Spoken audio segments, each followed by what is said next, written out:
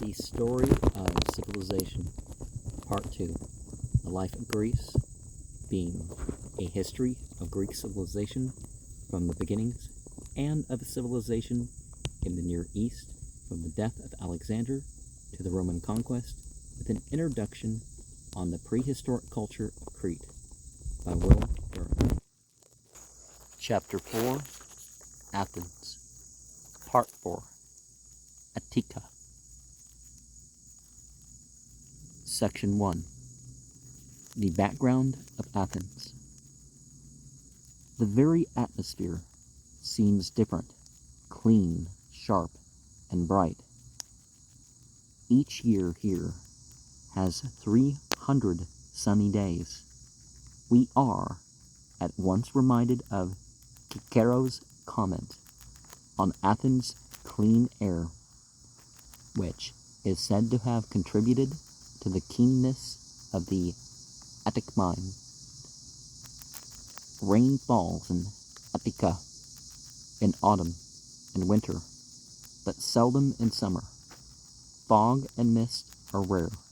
Snow falls about once a year in Athens, 4 or 5 times a year on the surrounding mountaintops. The summers are hot, though dry and tolerable, and in the lowlands, in ancient days, malarial swamps detracted from the healthiness of the air.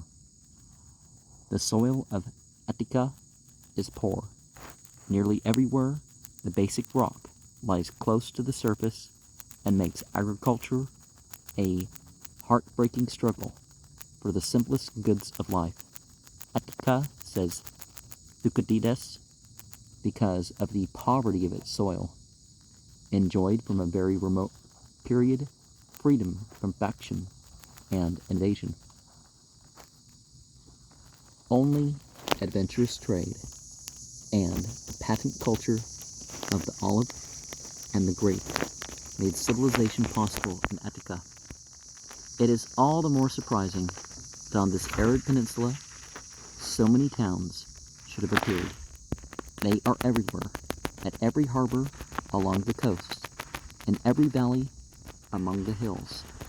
An active and enterprising people had settled Attica in or before Neolithic days, and had hospitality received and intermarried with Ionians, a mixture of Pelasgo, Macedoниans, and Achaeans, fleeing from Boeotia and the Peloponnesus in the face of the northern migrations and invasions. Here was no conquering alien race exploiting a native population, but a complex Mediterranean stock of medium stature and dark features, directly inheriting the blood and culture of the old Hellenic civilization, proudly conscious of its indigenous quality and excluding from its national sanctuary the Acropolis, those half-barbarian upstarts, the Dorians. Relationships of blood gave them their social organization. Each family belonged to a tribe whose members claimed the same divine heroic ancestor, worshipped the same deity, joined in the same religious ceremony, had a common archon, governor, and treasurer, owned together certain communal lands, enjoyed among themselves the rights of intermarriage and bequest, accepted obligations of mutual aid, vengeance, and defense, and slept at last in the tribal burial place. And I would not like to use the term barbarian just to refer to those that are not of any one or the whole combination of those particular things. Each of the 4 tribes of Attica was composed of 3 phratries or brotherhoods. Each phratry of 30 clans or gentes, regime, and each clan as nearly as possible of 30 heads or families.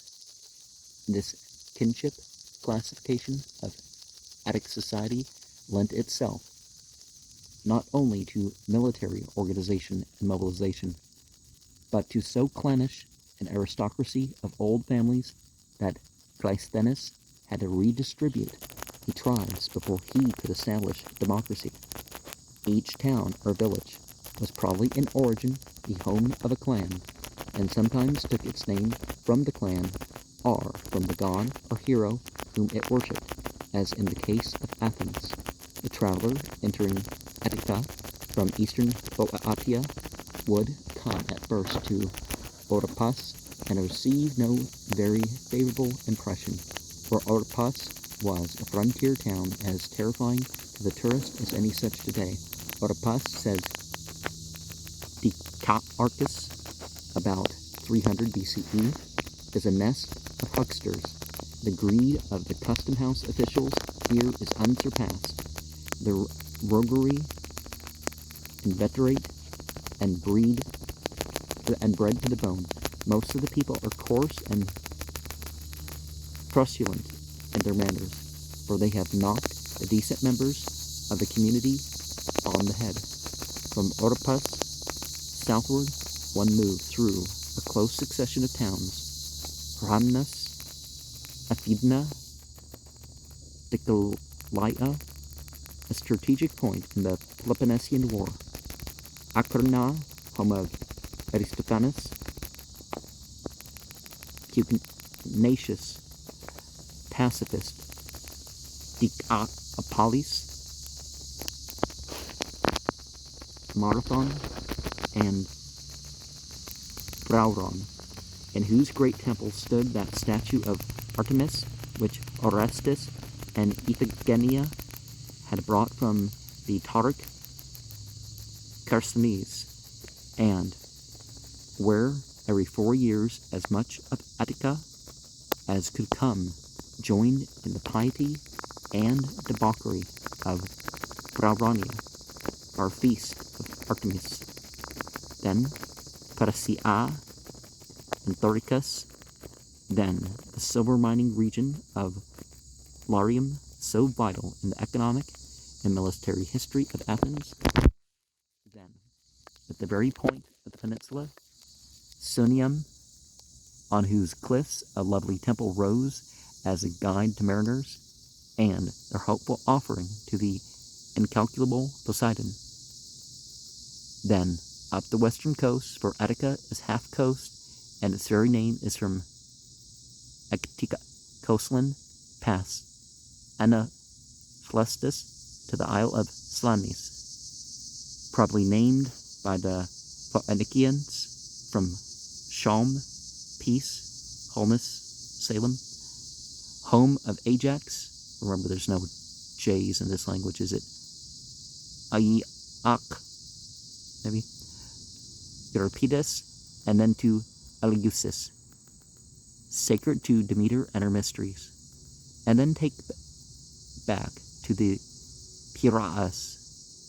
Into this sheltered port, neglected before, Themistocles revealed its possibilities.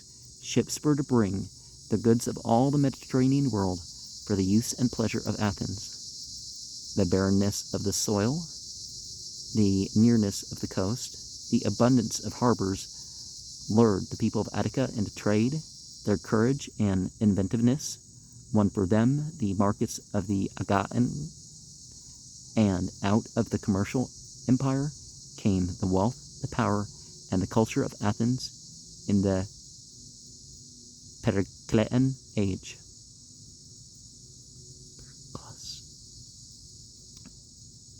What was the name of that book that I shared about him?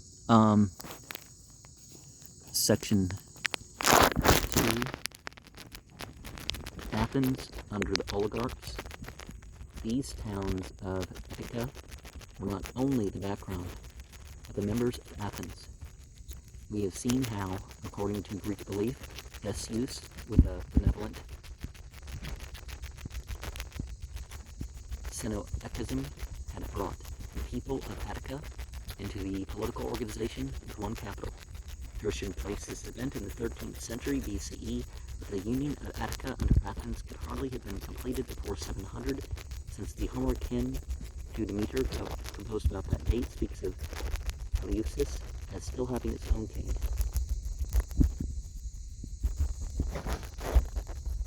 "5 miles from the Durant and in the nest of hills, Metis, Epicus, and Arnis, Athens grew around the old Athenian acropolis, and all the landowners in Attica were its citizens. The oldest families and those with the largest holdings wielded the balance of power. They had tolerated the kingship when disorder threatened, but when quiet and stability returned, they reasserted their feudal domination of the central government.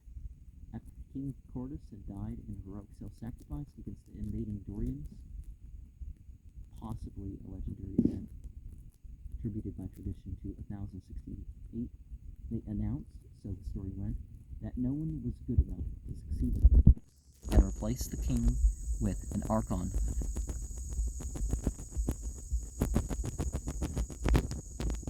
chosen for life. In 752 BCE, they limited the tenure of the archonship to 10 years, and in 683 to 1. On the latter occasion, they divided the powers of the office among 9 archons. Archon Eponymous, who gave his name to the year as a means of dating the events, and Archon Basilaus, who bore the name of the king but was merely the head of the state religion, Polemarchus, our military commander, and 6 Despothetai, our lawmakers. As in Sparta and Rome, so in Athens, the overthrow of the monarchy represented not a victory for the commons or any intentional advance towards democracy.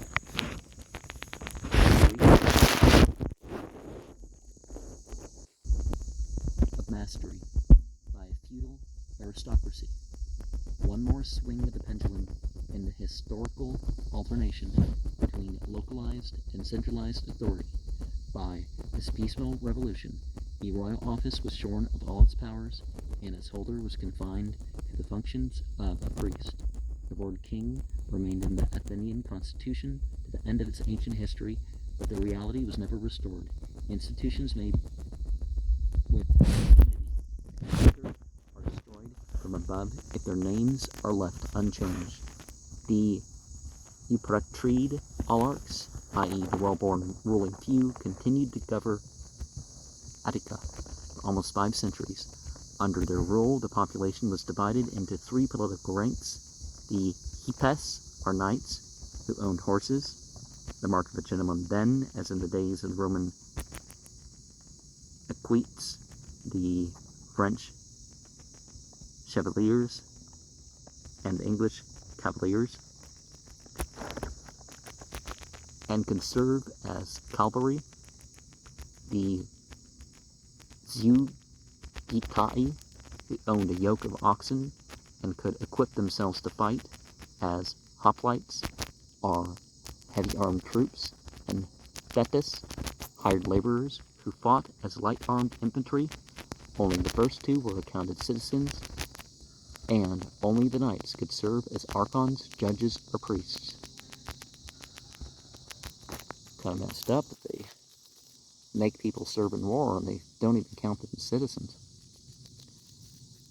After completing their term of office, the archons, if no scandal had tarnished them, became automatically and for life members of the Vula, or council, that met in the cool of the evening, Vula, on the Areopagus, or Ares Hill, Mars Hill. Isn't that what they call the ridge on the thumb or something? No, the thing that folds up with the thumb.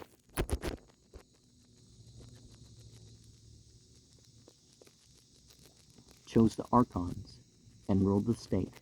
Even under the monarchy, this Senate of the Areopagus had limited the authority of the king. Now under the oligarchy, it was as supreme as its counterpart in Rome. Economically, the population fell again into three groups. At the top were the Eupatrides, who lived in relative luxury in the towns while slaves and hired men tilled their holdings in the country. Our merchants made profits for them on their loans. Next in wealth were the Demiurgoi, our public workmen, our craftsmen, traders, and free laborers, as colonization opened up new markets and coinage liberated trade. The rising power of this class became the explosive force that under Solon and Pisistratus won for it a share in the government, and under Cleisthenes and Pericles raised it to the zenith of its influence. Most of the laborers were freemen. Slaves were as yet in the minority. Even in the lower classes, poorest of all were the orgoi, literally land workers, small peasants, struggling against the stinginess of the soil and the greed of moneylenders and baronial lords, and consoled only with the pride of owning a bit of the earth. Well, don't have to be proud about it, but they could be pleased. Well, that's probably what they meant. Some of these peasants had once held extensive tracts, but their wives had been more fertile than their land, and in the course of generations, their holding had been divided and redivided among their sons. The collective ownership of property by clan or patriarchal family was rapidly passing away, and fences, ditches, and hedges marked the rise of jealousy, individual property. As plots became smaller and rural life more precarious, many peasants sold their lands, despite the fine and disenfranchisement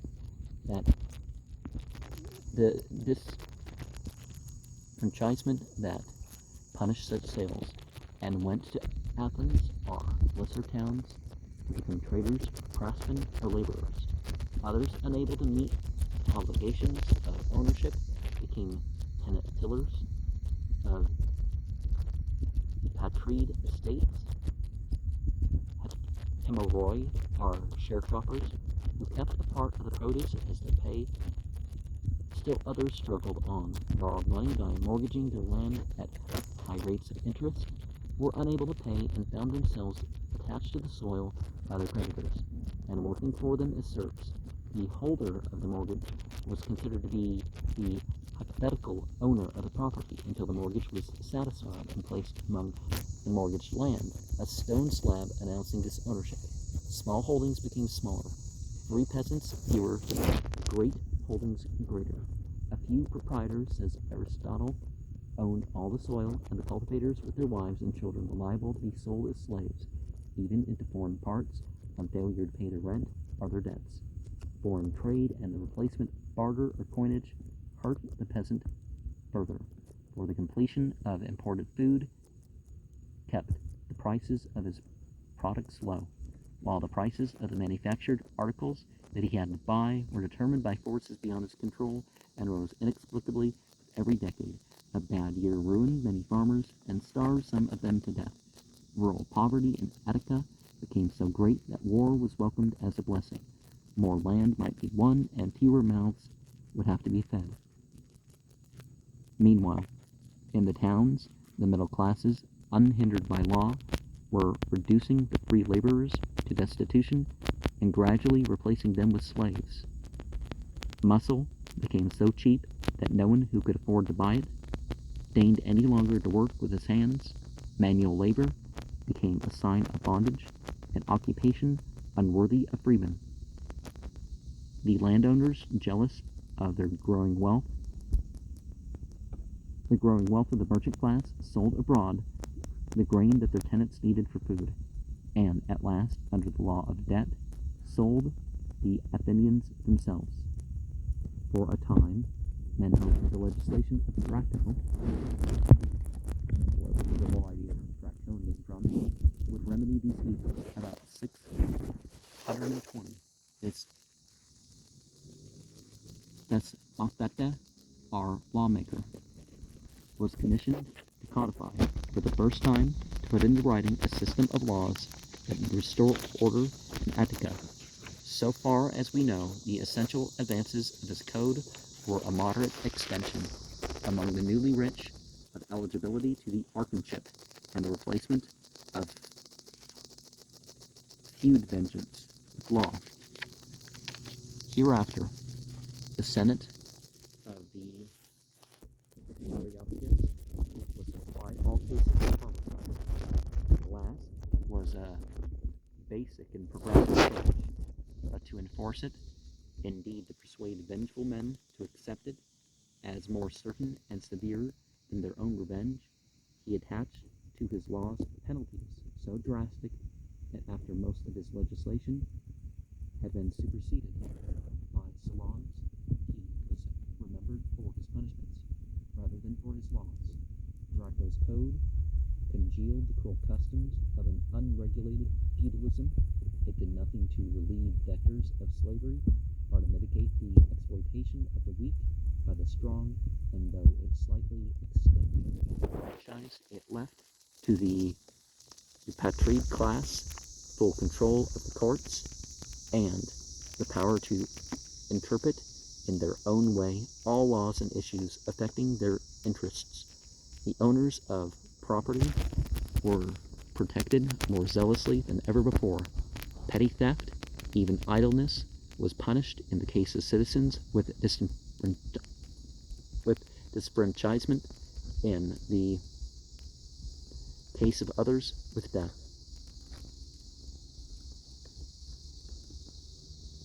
One wants to say the bigger word.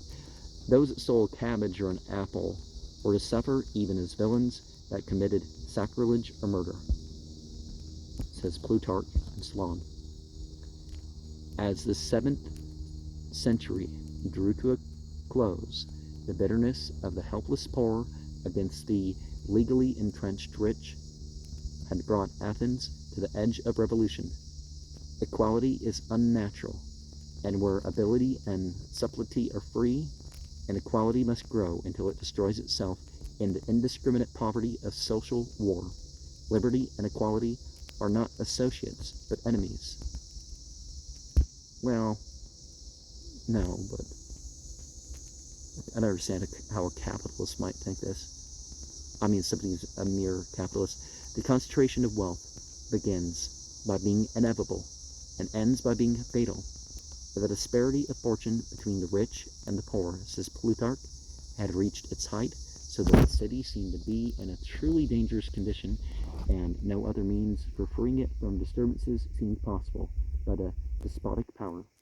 The poor, finding their situation worse with each year, the government and the army in the hands of their masters, and the corrupt courts deciding every issue against them, began to talk of a violent revolt and a thoroughgoing redistribution of wealth. The rich, unable any longer to collect the debts legally due to them, and angry at the challenge to their savings and their property, invoked ancient laws, and prepared to defend themselves by force against a mob that seemed to threaten not only property, but all established order, all religion, and all civilization. See,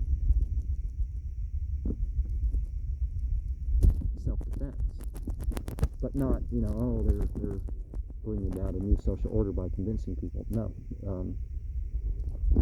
you have to defend your religion as far as, your right to have it, your place of worship, your practices.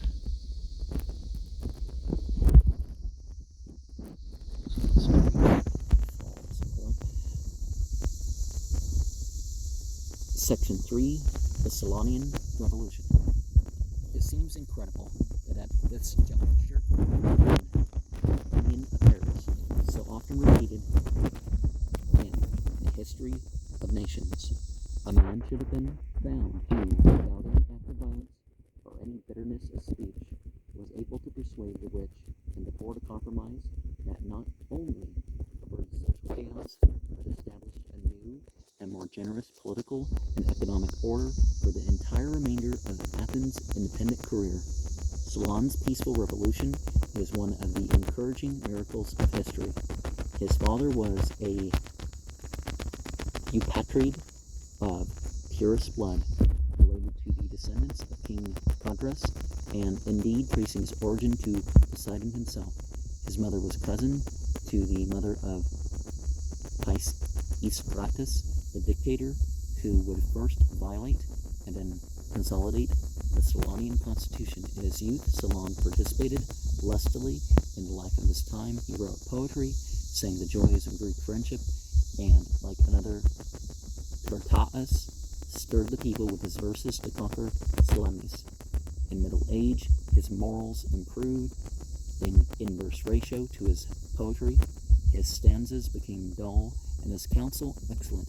Many undeserving men are rich, he tells us, while their betters are poor.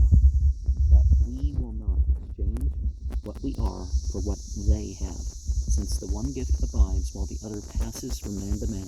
The riches of the rich are no greater than his whose only possessions are stomach, lungs, and feet that bring him joy, not pain. The blooming charm of a lad or maid, and an existence ever in harmony with the changing seasons of life. Once, when a sedition occurred in Athens, he remained neutral, luckily, before his own reputed legislation, making such caution a crime. But he did not hesitate to denounce the methods by which the wealthy had reduced the masses to a desperate penury. If we may believe Plutarch, Solon's father ruined his estate in doing benefits and kindnesses to other men. Solon took to trade and became a successful merchant with far-flung interests that gave him wide experience in travel. His practice was as good as his preaching, for he acquired among all classes an exceptional reputation for integrity.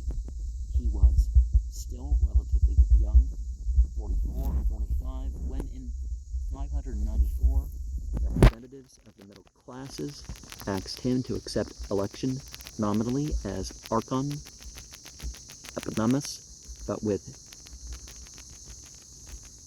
dictatorial powers to soothe the social war, establish a new constitution, and restore stability to the state. The upper classes, trusting the conservatism of a moneyed man, reluctantly consented. His first measures were simple but drastic economic reforms. He disappointed the extreme radicals by making no move to redivide the land. Such an attempt would have meant civil war, chaos for a generation, and the rapid return of inequality. But by his famous Akthia, or removal of burdens, Solon cancels, says Aristotle, all existing debts, whether owing to private persons or to the state. Probably this did not apply to commercial debts in which personal servitude was not involved, and at one blow cleared Attic lands of all mortgages. All persons enslaved or attached for debt were released.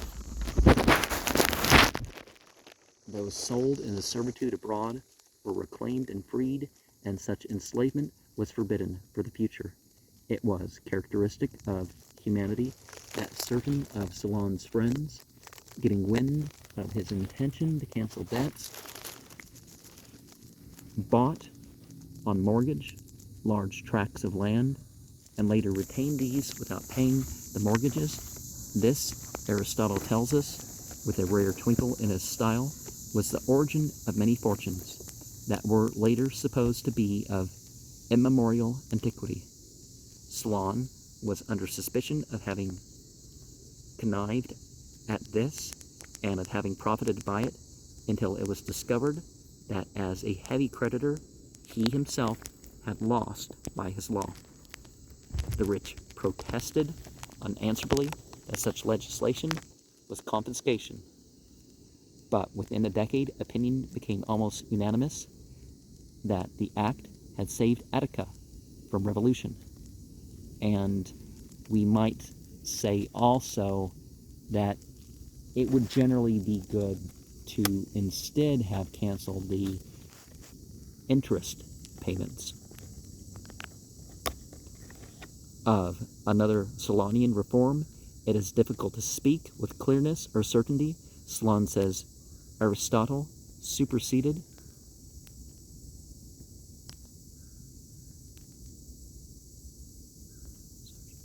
the Phidonian measures, that is, Aeginetan coinage, therefore used in Attica by the Euboic system on a larger scale, and made the mina. And in chapter 12, section 3, we'll be talking about the Greek coins in more detail, which had contained 70 drachmas, now contain 100. According to Plutarch's fuller account, Solon made the mina, which before passed for 73 drachmas, go for 100, so that though the number of pieces in a payment was equal, the value was less, which proved a considerable benefit to those that were to discharge great debts, and no loss to the creditors. Only the genial and generous Plutarch could devise a form of inflation that would relieve debtors without hurting creditors, except that doubtless in some cases half effort is better than none. Grote and many others interpreted Plutarch's statement to mean that Solon had depreciated the currency by 27%, and thereby given relief to landlords who themselves, debtors to others, were deprived of the mortgage returns upon which they had depended for meeting their obligations. Such inflation, however, would have fallen as a second blow upon those landlords who had lent sums to merchants. If it helped any class, it helped those merchants rather than the landlords or the peasants whose mortgages had already been forgiven. Solon had no thought of debasing the currency, but wished merely to substitute for a monetary standard that had been found convenient in trading with the Peloponnesus, another that would facilitate trade with the rich and growing markets of Ionia, where the Euboic standard was in common use. And that could happen during the presidency in my country that we're currently in by the time it's over. And, you know, that particularly hurts the poor because they have the money they have. If they lose a percentage of what it's worth, they can afford less. So, more lasting than these economic reforms were those historic decrees that created the Solonian Constitution. Solon preferred them with an act of amnesty, freeing or restoring all persons who had been jailed or banished for political reasons, short of trying to usurp the government. He went on to repeal directly or by implication most of Draco's legislation, or the laws concerning murder remained. It was in itself a revolution that the laws of Solon were applied without distinction to all freemen. Rich and poor were now the subject to the same restraints and the same penalties, recognizing that his reforms had been made possible by the support of the mercantile and industrial classes, and signified their accession to a substantial share in the government. Solon divided the free population of Attica into 4 groups according to their wealth. First, the Pentacasi Amedimni are 500 bushelmen.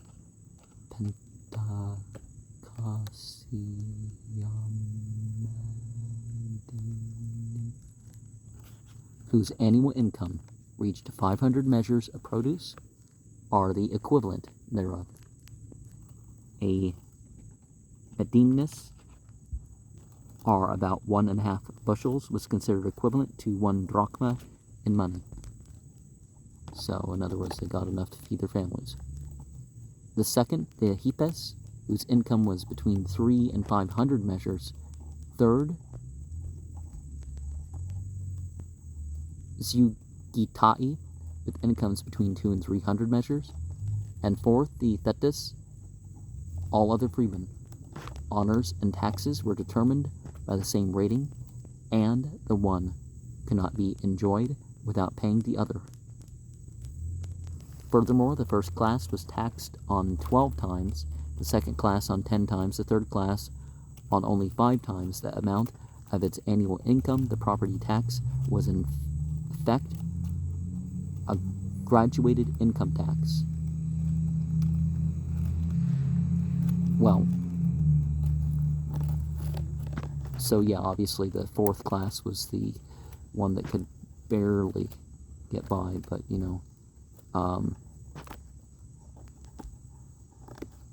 get a whole bushel every day. That's a substantial income, right? The fourth class was exempt from direct taxation. Only the first class was eligible to the archonship, or to military commands. The second class was eligible to lower offices and of the cavalry. The third was privileged to join the heavy armed infantry. The fourth was expected to provide the common soldiers of the state. This peculiar classification weakened the kinship organization upon which the oligarchy had rested its power, and established the new principle of democracy, government by honor or prestige, as frankly determined by wealth. A similar plutocracy prevailed throughout the 6th and part of the 5th century BCE in most of the Greek colonies.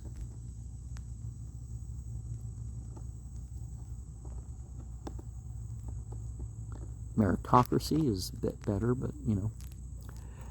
At the head of the new government, Solon's code left the old Senate of the Areopagus a little shorn of its exclusiveness and powers, open now to all members of the first class, but still with supreme authority over the conduct of the people and the officers of the state. Next below, it created a new bulla, a council of 400, to which each of the 4 tribes elected 100 members. This council selected, censored, and prepared all businesses that could be brought before the assembly beneath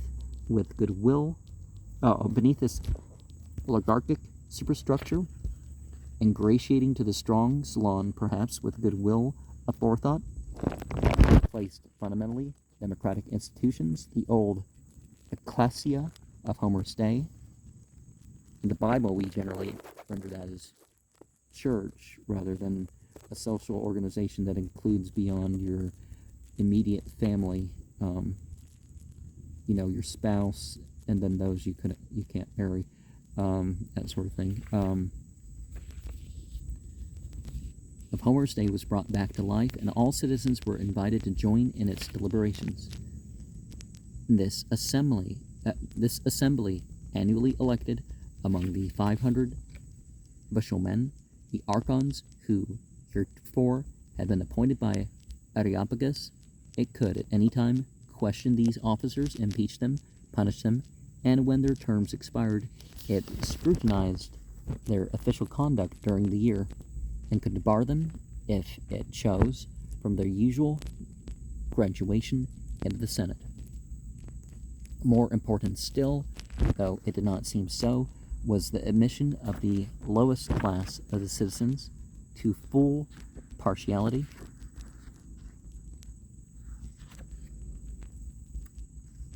with the higher classes being eligible to selection by lot to the Heliaa, a body of 6,000 jurors that formed the various courts before which all matters, except murder and treason, were tried, and to which appeal could be made from any action of the magistrates. Some believed, says Aristotle, that Solon intentionally introduced obscurity into his laws to enable the commons to use their judicial power for their own political aggrandizement. For since, as Plutarch adds, their differences could not be adjusted by the letter, they would have to bring all their causes to the judges, who were, in a manner, masters of the laws. And this power of appeal to popular courts was to prove the wedge and citadel of Athenian democracy. To this basic legislation, the most important in Athenian history, Solon added a miscellany of laws aimed at the less fundamental problems of the time. First, he legalized that individualization of property, which custom had already decreed. If man had sons, he was to divide his property among them at his death. If he died childless, he might bequeath to anyone the property that in such cases had heretofore reverted automatically to the clan. See, with Solon begins in Athens the right and laws of wills. Himself a businessman, Solon sought to stimulate commerce and industry by opening citizenship to all aliens, foreigners, who had a skilled trade and came with their families to reside permanently at Athens.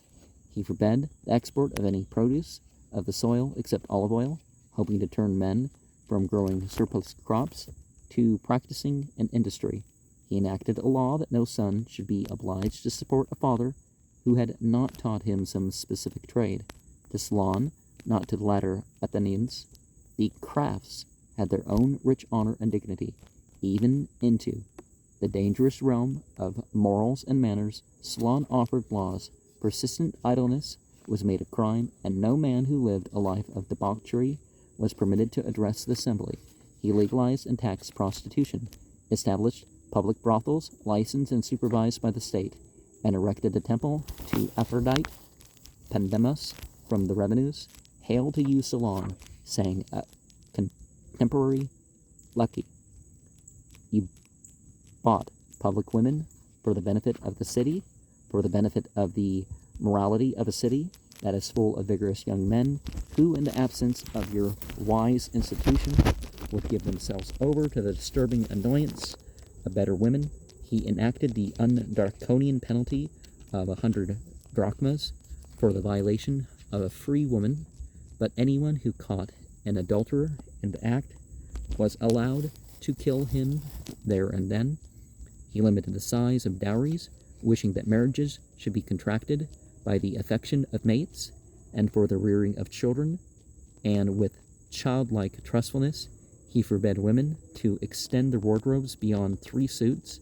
He was asked to legislate against bachelors, but refused, saying that after all, a wife is a heavy load to carry. He made it a crime to speak evil of the dead, or to speak evil of the living in temples, courts, or public offices, or at the games, or even he could not tie the busy tongue of Athens, in which, as with us, gossip and slander seemed essential to democracy. No, they're not. And some places aren't the place for stuff. If you're in a government place, that should generally be what you're bringing up is something politically relevant. If you're in a place of worship, it should be, He laid it down that those who remained neutral in seditions should lose their citizenship, for he felt that the indifference of the public is the ruin of the state. He condemned pompous ceremonies, expensive sacrifices, or lengthy lamentations at funerals, and limited the goods that might be buried with the dead. He established the wholesome law, a source of Athenian bravery for generations, that the sons of those who died in war should be brought up and educated at the expense of the government. To all of his laws, Solon attached penalties, milder than dracos, but still severe, and he empowered any citizen to bring action against any person whom he might consider guilty of crime. That his laws might be the better known and obeyed, he wrote them down in the court of the Archon.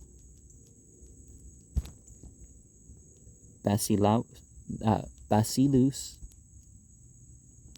basileus upon wooden rollers or prisms that could be turned and read. Unlike Lycurgus, Minos, Hammurabi is how you pronounce his name for real, and Numa. He made no claim that a god had given him these laws. This circumstance too revealed the temper of the age, the city, and the man. Invited to make himself a permanent dictator, he refused, saying that dictatorship was a very fair spot, but there was no way down from it. Radicals criticized him for failing to establish equality of possessions and power. Conservatives denounced him for admitting the commons to the franchise and the courts. Even his friend, Anacharsis, the whimsical Scotian sage, laughed at the new constitution, saying that now the wise would plead and the fools would decide. Besides, added Anacharsis, no lasting justice can be established for men, since the strong or clever will twist to their advantage any laws that are made. The law is a spider's web that catches the little flies and lets the big bugs escape. Solon accepted all his criticism genially, acknowledging the imperfections of his code. Asked, had he given the Athenians the best law? He answered, no, but the best that they could receive, the best that the conflicting groups and interests of Athenians could at that time be persuaded conjointly to accept. He followed the mean and preserved the state. He was a good pupil of Aristotle before the Stagirite was born. Tradition attributed to him the motto that was inscribed upon the temple of Apollo at Delphi: Meden Agon, nothing in excess, and all Greeks, again in placing him among the 7 wise men. The best proof of his wisdom was the lasting effect of his legislation.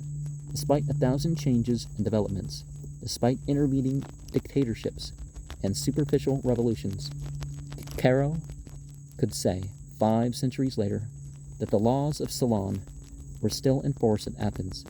Legally, his work marks the end of government by incalculable and changeable decrees, the beginning of government by written and permanent law. Asked what made an orderly and well-constituted state, he replied, when the people obey the rulers and the rulers obey the laws.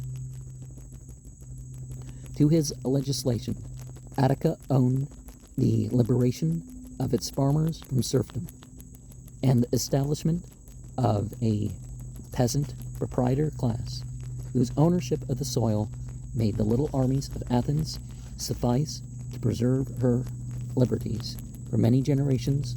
When at the close of the Peloponnesian War, it was proposed to limit the franchise to freeholders, only 5,000 adult freemen in all Attica failed to satisfy this requirement.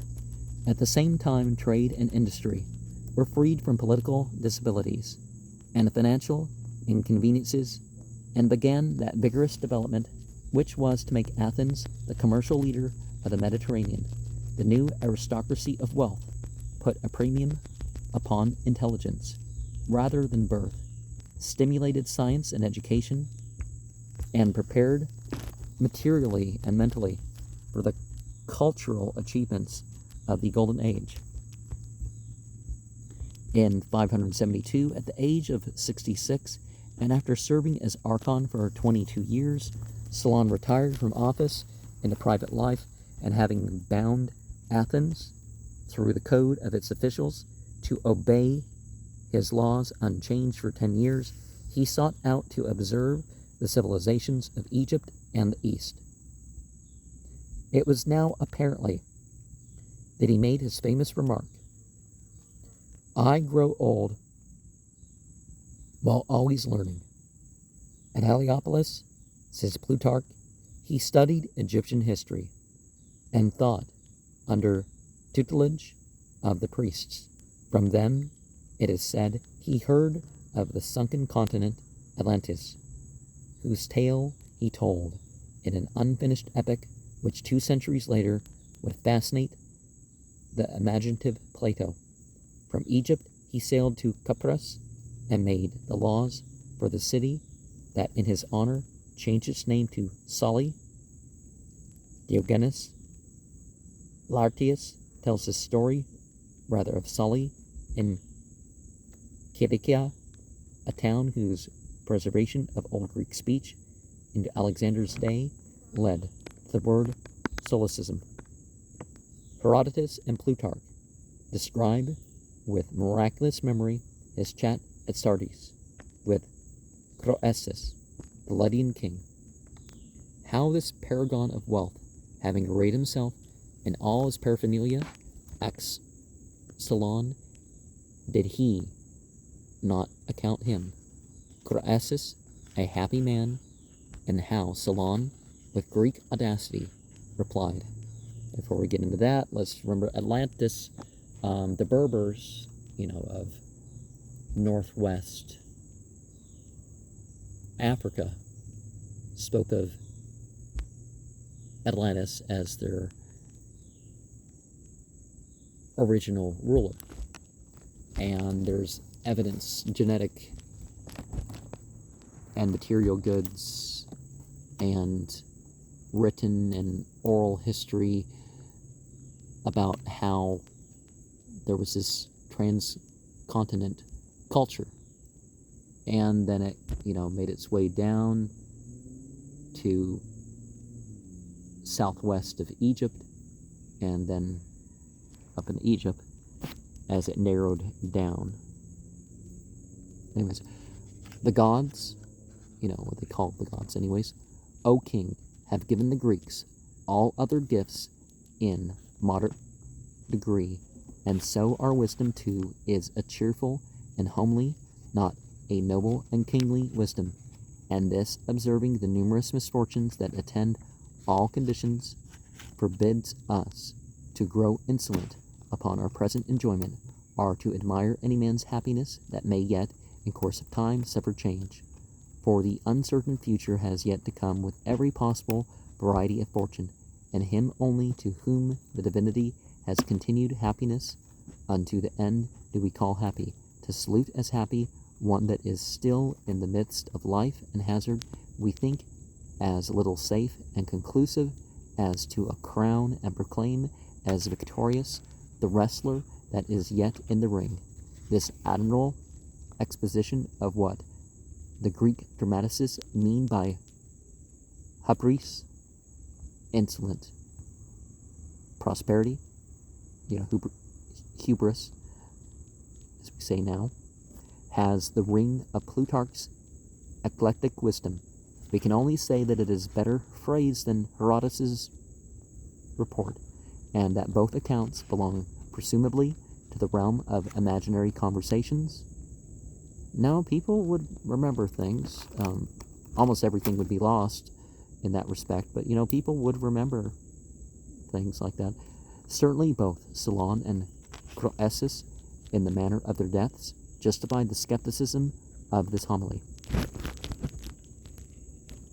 Croesus was dethroned by Carus, Kurash the Great, in 546 BCE, and if we may rephrase Herodotus, with Dante, knew bitterness of remembering in his misery the happy time of his splendor, and the stern warning of the Greek. And Solon, returning to Athens to die, saw in his last years the overthrow of his constitution, the establishment of a dictatorship, and the apparent frustration of all his work. Section 4. The dictatorship of Pisistratus. The conflicting groups which had dominated for a generation had resumed upon his departure from Athens the natural play of politics and intrigue, as in the passionate days of the French Revolution.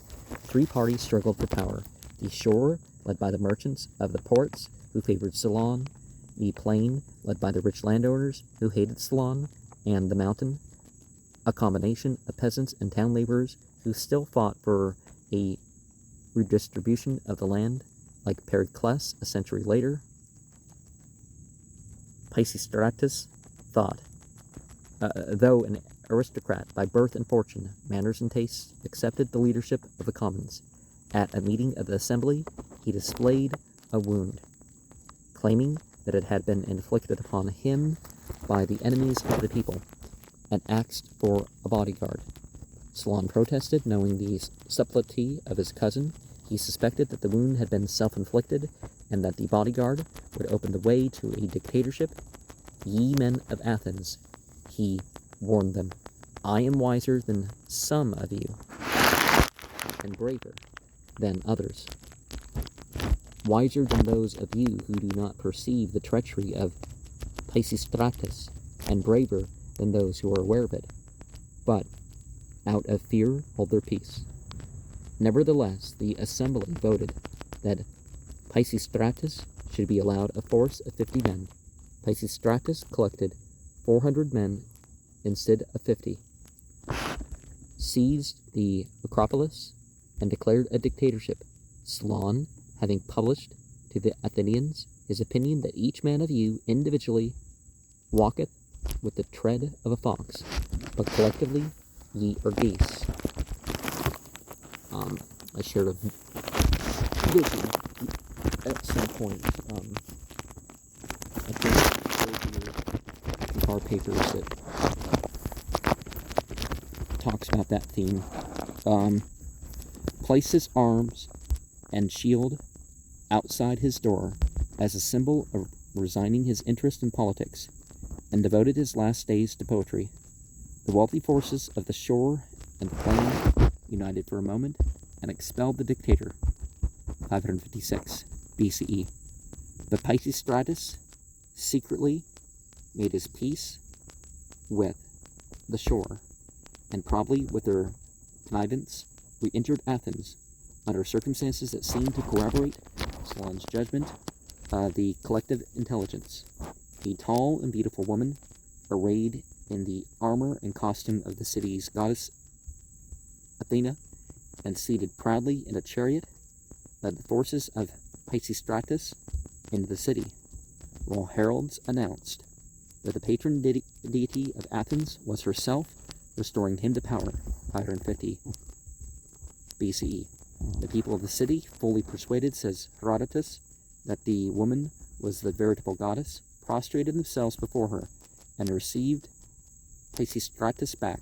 The leaders of the shore turned against him again, and drove him into a second exile in 549 BCE. But in 546 BCE, Pisistratus once more returned, defeated the troops sent out against him, and this time maintained his dictatorship for 19 years, during which the wisdom of his policies almost redeemed the picturesque unscrupulousness of his means. The character of Pisistratus was a rare union of culture and intellect, administrative vigor, and personal charm.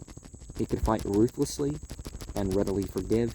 He could move in the foremost currents of the thought of his time and govern without the intellectual's facilitation of purpose and timidity of execution. He was mild of manner, humane in his decisions, and generous to all. His administration, says Aristotle, was temperate and showed the statesman rather than the tyrant. He made few reprisals upon degenerate enemies, but he banished irreconcilable opponents and distributed their estates among the poor. He improved the army and built up the fleet as security against external attack, but he kept Athens out of the war and maintained at home, in a city so recently disturbed by class hostility, such order and content that it was common to say that he had brought back the golden age of Cronos' reign. He surprised everyone by making little change of detail in the Solonian constitution. Like Augustus, He knew how to adorn and support dictatorship with democratic concession and forms. Archons were elected as usual, and the assembly and the popular courts, the council of 400 and the senate of Areopagus met and functioned as before, except that the suggestions of Pisistratus found a very favorable hearing. When a citizen accused him of murder, he appeared before the senate and offered to submit to trial, but the complainant decided not to press the charge. Year by year, the people, in inverse proportion to their wealth, became reconciled to his rule. Soon they were proud of him, at last fond of him. Perhaps Athens had needed, after Solon, just such a man as Pisistratus, one with sufficient iron in his blood to beat the disorder of Athenian life into a strong and steady form, and to establish by initial compulsion those habits of order and law which are to a society what the bony structure is to an animal, its shape and strength, though not its creative life. When after a generation the dictatorship was removed, these habits of order and the framework of Solon's constitution remained as a heritage for democracy. Pisistratus, perhaps not knowing it, had come not to destroy the law but to fulfill it.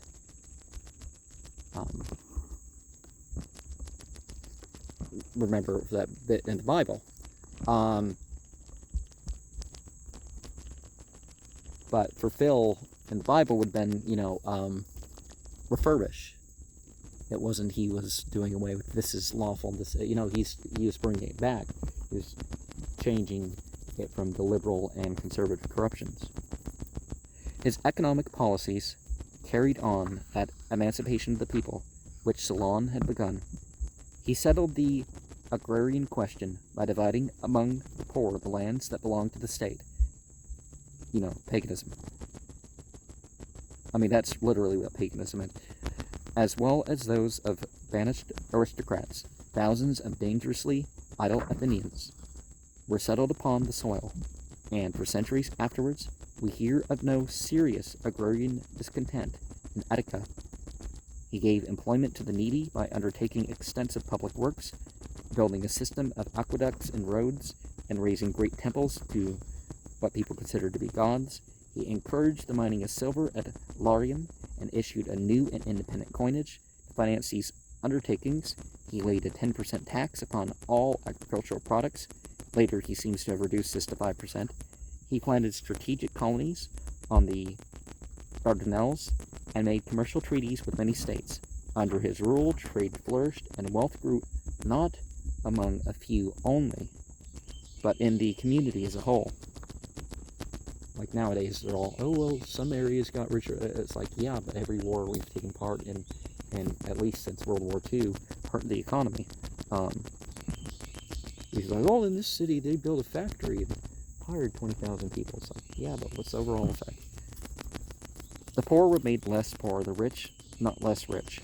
That concentration of wealth, which had nearly torn the city in the Civil War, was brought under control, and the spread of comfort and opportunity laid the economic basis of Athenian democracy. And I'm not sure democracy is the right word for it, but they put forward this ideal. It's really a republic. And let us not rebel because people have more, but because they are not doing justice in terms of, they can afford to hire us to the point where we can not have to beg or anything like that, that we get what we need. Maybe not all we want, but, see, these wars are usually over what people want. Under Pisistratus and his sons, Athens was physically and mentally transformed. Till their time, it had been a second-rate city in the Greek world, lagging behind Miletus, Ephesus, Mytilene, and Syracuse in wealth, in culture, in vitality of life and mind. Now, new buildings of stone and marble reflected the radiance of the day. The old temple of Athena on the Acropolis was beautified with Doric peristyle, and work was begun on that temple of Olympian Zeus, whose stately Corinthian columns, even in their ruins, brighten the road from Athens to her port. By establishing the Panathenaic Games and giving them a Panhellenic character, Pisistratus brought to his city not honor only, but the stimulus of foreign faces, competition and ways. Under his rule, the Panathenaic became the great national festival, whose impressive ceremonial still moves on the frieze of the Parthenon. To his court, by public works and private beneficence, Pisistratus attracted sculptors, architects, and poets. In his palace was collected one of the earliest libraries of Greece. A committee approved by him gave to the Iliad and the Odyssey the form in which we now know them. Under his administration and encouragement, Thespis and others lifted drama from a mummer's mimicry to a form of art ready to be filled out by the great triumvirate of the Athenian stage. The tyranny of Pisistratus was part of a general movement in the commercially active cities of 6th century BCE Greece to replace the feudal rule of a land-owning aristocracy with the political dominance of the middle class in temporary alliance with the poor. The word Durant had come from Lydia, perhaps from the town of Torha, meaning a fortress. Probably it is a distant cousin to our word tower, the Greek turis, okay. Apparently it was applied first to Gagas, the Lydian king. Such dictatorships were brought on by the pathological concentration of wealth and the inability of the wealthy to agree on a compromise. Forced to choose, the poor, like the rich, love money more than political liberty. And the only political freedom capable of enduring is one that is so pruned as to keep the rich from denuding the poor by ability or subtlety, and the poor from robbing the rich by violence or votes. Hence, the road to power in Greek commercial cities was simple: to attack the aristocracy, defend the poor, and come to an understanding with the middle class.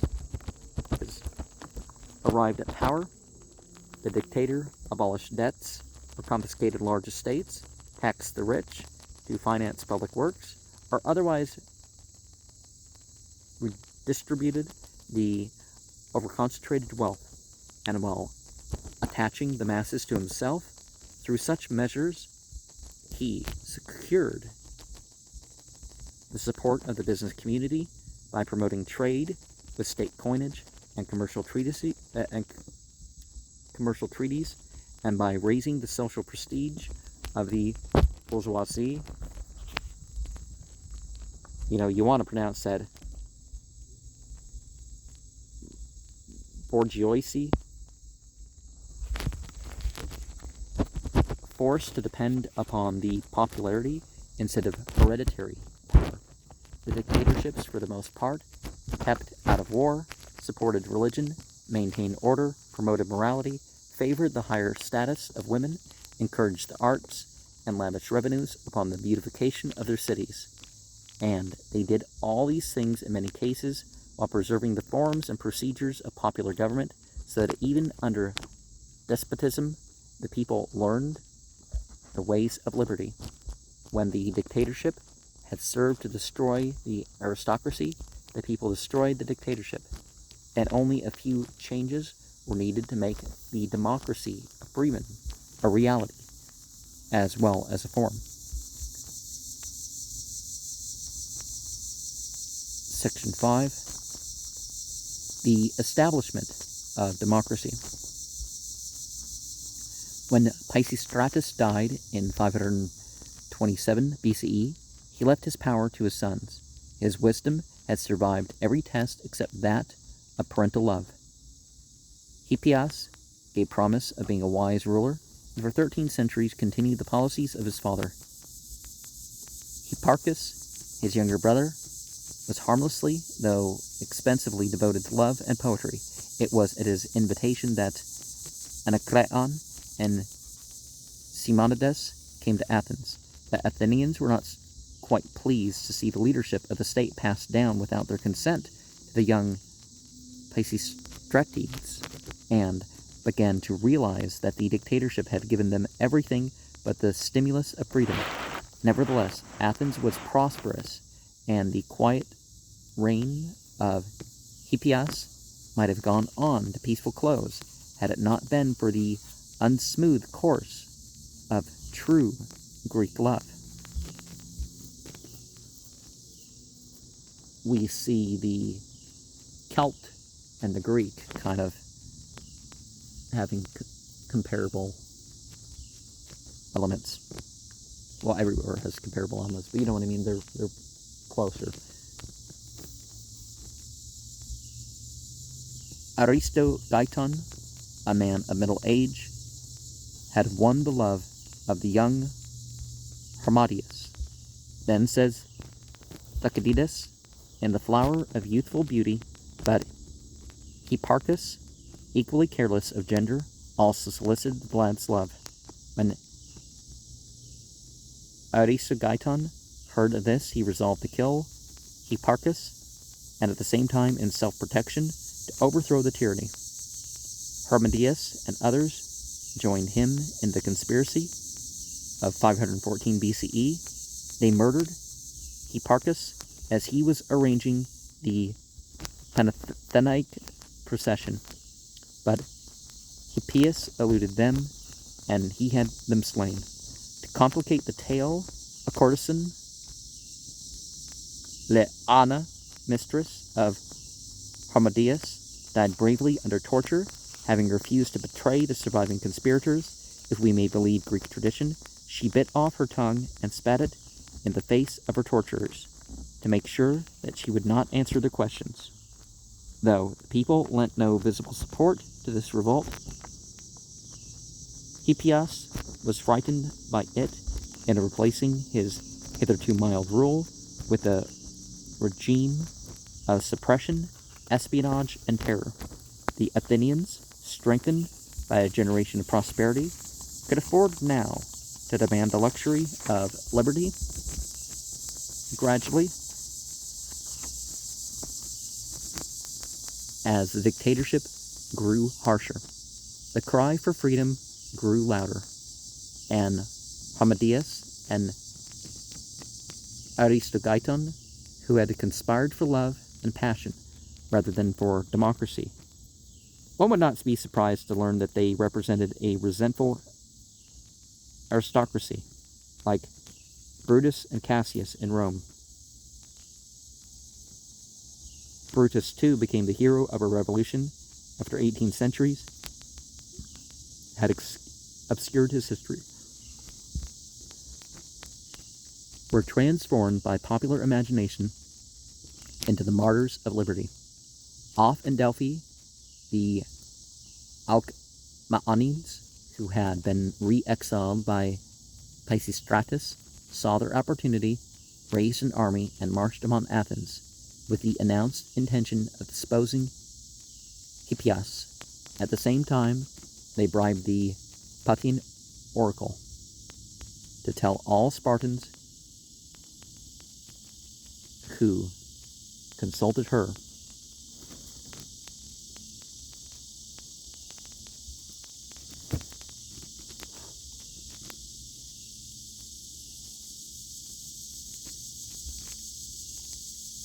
that Sparta must overthrow the tyranny at Athens Hippias successfully resisted the forces of the Alcmaonids, but when a Lacedaemonian army joined them, he withdrew to the Areopagus, seeking the security of his children in the event of his own death. He sent them secretly out of Athens, but they were captured by the invaders, and Hippias, as the price of their safety, consented to abdication and exile. The Alcmaonids, led by the courageous Cleisthenes, grandson of Cleisthenes, dictator of Sicyon, entered Athens in triumph, and on their heel came the banished aristocrats. Prepared to celebrate the return of their property and their power. In the election that ensued, Isagoras, representing the aristocracy, was chosen to be chief archon. Cleisthenes, one of the defeated candidates, aroused the people to revolt, overthrew Isagoras, and set up a popular dictatorship.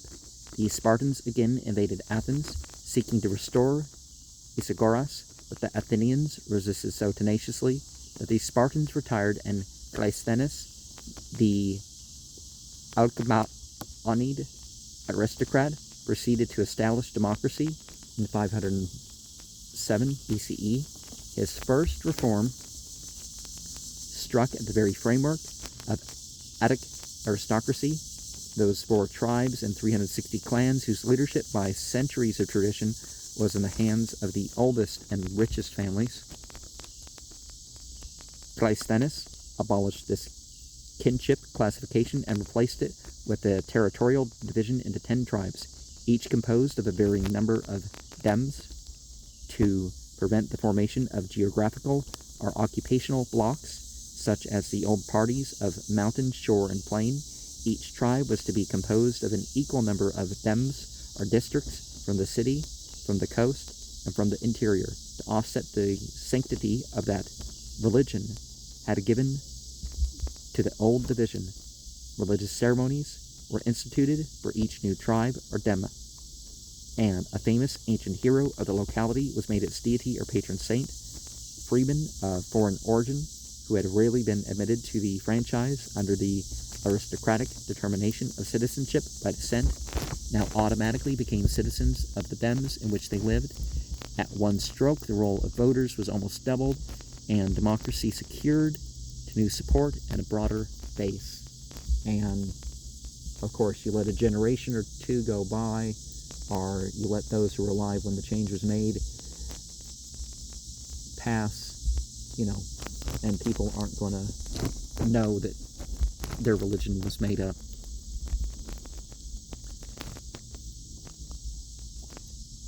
And, such details or such changes. Each of the new tribes was entitled to name one of the 10 strategoi, or generals, who now joined the Hallmark in command of the army. And each tribe elected 50 members of the new council of 501, which now replaced Solon's council of 400 and assumed the most vital powers of the Areopagus. These councillors were chosen for a year's term, not by election but by lot, from the list of all citizens who had reached the age of 30 and had not already served 2 terms. In this strange inauguration, the representative government, both the aristocratic principle of birth and the plutocratic principle of wealth, were overridden by the new device of the lot, which gave every citizen an equal chance not only to vote, but to hold office in the most influential branch of the government, for the council so elected determined all matters and proposals to be submitted for approval or rejection to the assembly, reserved to itself various judicial powers, exercised wide administrative functions, and supervised all officials of the state. The assembly was enlarged by the access of new citizens, so that a full meeting of its membership would have meant an attendance of approximately 30,000 men. All of these were eligible for service in the Halia'a, courts, but the fourth class, or Thetis, were still, as under Solon, ineligible to individual office. The powers of the assembly were enlarged by the institution of ostracism, which Cleisthenes seems to have added as a protection for the young democracy at any time by a majority of votes written secretly upon potsherds. Ostraca, the assembly, in a quorum of 6,000 members, might send to exile for 10 years any man who, in its judgment, had become a danger to the state. In this way, ambitious leaders would be stimulated to conduct themselves with circumspection and moderation, and men suspected of conspiracy could be disposed of without the law's delay. The procedure required that the assembly should be asked, "Is there any man among you whom you think vitally dangerous to the state? If so, whom?" The assembly might then vote to ostracize any one citizen not accepting the mover of the motion. A similar institution was used at Argos, Megara, and Syracuse. Such exile involved no confiscation of property and no disgrace. It was merely democracy's way of cutting off the tallest ears of corn. Nor did the assembly abuse its power. In the 90 years between the introduction of ostracism and its disuse at Athens, only 10 persons were banished by it from Athens. Not Athens, but Attica. One of these, we are told, was Cleisthenes himself, but in truth, we do not know his latter history. It was absorbed and lost in the brilliance of his work. Beginning with a thoroughly unconstitutional revolt, he had established, in the face of the most powerful families in Attica, a democratic constitution that contained in operation, with only minor changes, to the end of the Athenian liberty. The democracy was not complete. It applied only to freemen and still placed a modest property limitation upon eligibility to individual office.